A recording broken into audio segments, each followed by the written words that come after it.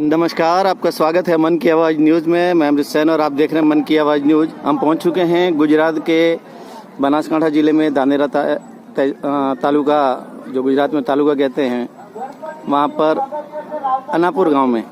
और वहां पर एक सैन समाज की बेटी बीएसएफ में सिलेक्ट होके अब ट्रेनिंग पे जा रही है। किस तरह की संघर्ष की जीवन रहा उनको, किस तरह से पढ़ने में और उनको परेशानी हुई, इसके बारे में भी हम बात करेंगे। पहले स्वागत समारोह है और हम पहुंच चुके हैं। उसके बाद में हम आपको उनका इंटरव्यू बताएंगे।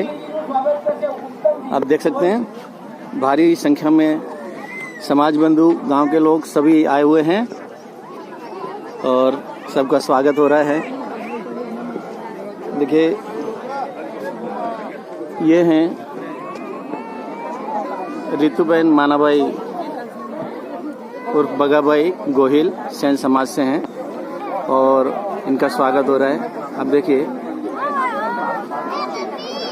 बीएसएफ में सिलेक्शन होना कोई बड़ी बात नहीं है, लेकिन जिस तरह से जहां से आते हैं वहां बहुत बड़ी बाजी हो जाती है। ना तो महिलाओं को पढ़ने के लिए जगह होती है, ना परमिशन होता है, ना उनके लिए कोई सहयोग होता है। इस कठिन परिस्थिति में उन्होंने इस पढ़ाई को पूरा किया और इस पड़ाव को भी पूरा किया।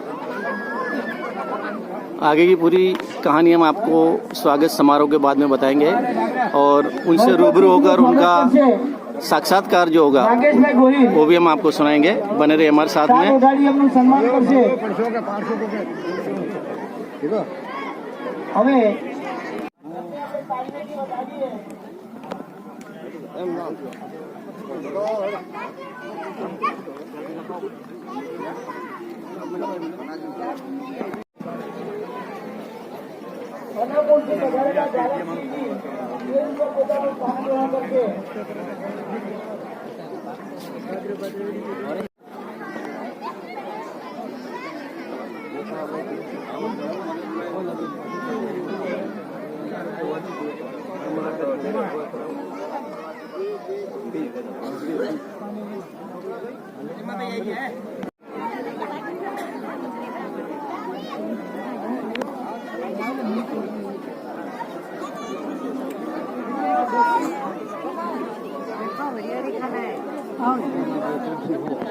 જાતથી પધારેલા પ્રેમાભાઈ અને કરશનભાઈ સ્ટેજ પર પોતાનું સ્થાન ગ્રહણ કરશે।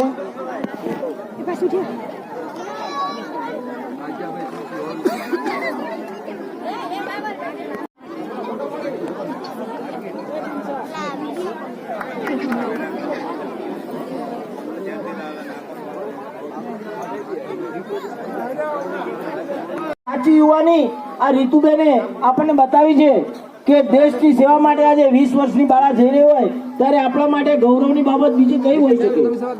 હવે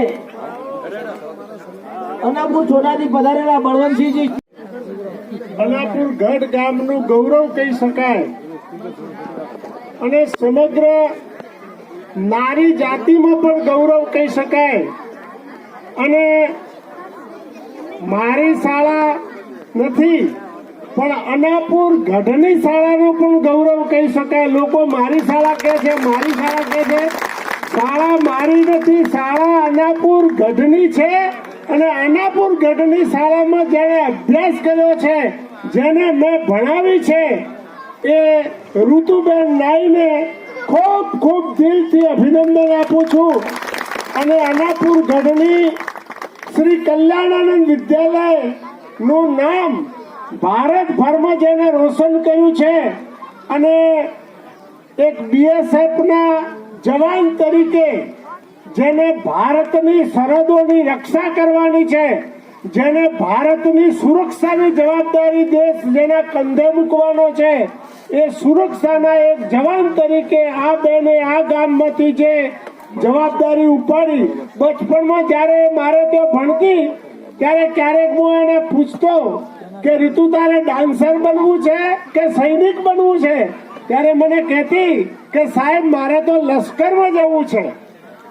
અને આ વાત એને બચપણથી કરતી, એનો હું સાક્ષી છું।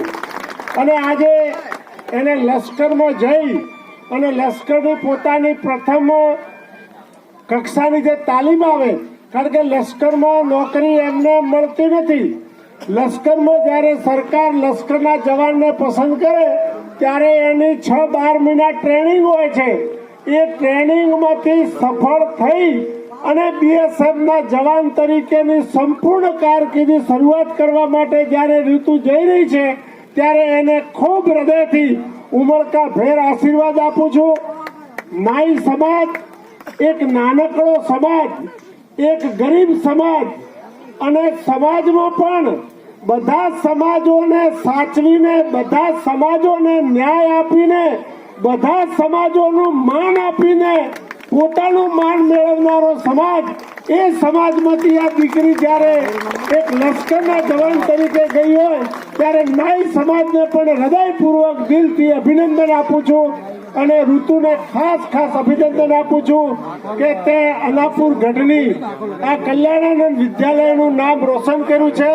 કલ્યાણગીરી બાપજી પણ અત્યારે મારી વાત કદાચ એમના ધ્યાને હું મૂકીશ અને કલ્યાણગીરી બાપજીને જ્યારે વાત કરીશ ત્યારે ગુરુ મહારાજ પણ ઋતુને આશીર્વાદ આપશે કે બેટા તું પ્રગતિ કરે અને તારા જીવનના તમામ સોપાનો તું સર કરે અને લશ્કરમાં તને જે જવાબદારી, જે સરહદ ઉપર મૂકવામાં આવે એ સરહદ ભારતથી સુરક્ષિત રહે અને તારા હાથોથી આ સુરક્ષા જળવાય એ માટે ઋતુને ફરીને ખૂબ દિલથી ધન્યવાદ આપું છું. અને હજુ જીવનમાં વધુમાં વધુ પ્રગતિ કરે અને પોતાના સોપાન સર કરે એવી મા અંબાને પ્રાર્થના કરું છું. અસ્તુ, જય હિન્દ, જય ભારત. બોલો ભારત.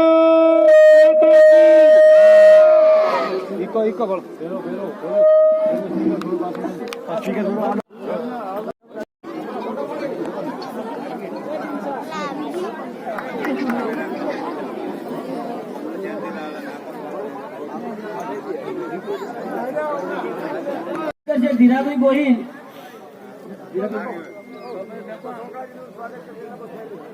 ચોકડાભાઈનું સ્વાગત કરશે. શૈલેષભાઈ ગોહિલ મંડારથી પધારેલા સાંકળાભાઈ સ્ટેજ પર પોતાનું સ્થાન ગ્રહણ કરશે. ચોકડાભાઈ મંડારથી પધારેલા ચોકડાભાઈ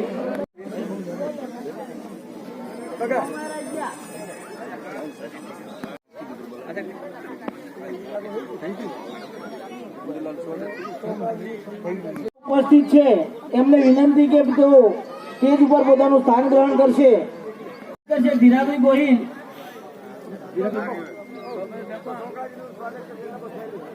ચોકડાભાઈનું સ્વાગત કરશે. શૈલેષભાઈ ગોહિલ પત્રકાર શ્રી અમૃતભાઈનું સ્વાગત કરશે. દલપતભાઈ ગોહિલ પૂરા સંભાળી રહ્યા છે. અહીંયા બનતા નાના મોટા પ્રસંગોને આપણી સમક્ષ ખૂબ જ ઉત્સુકતાથી એ રજૂ કરે છે અને આપણને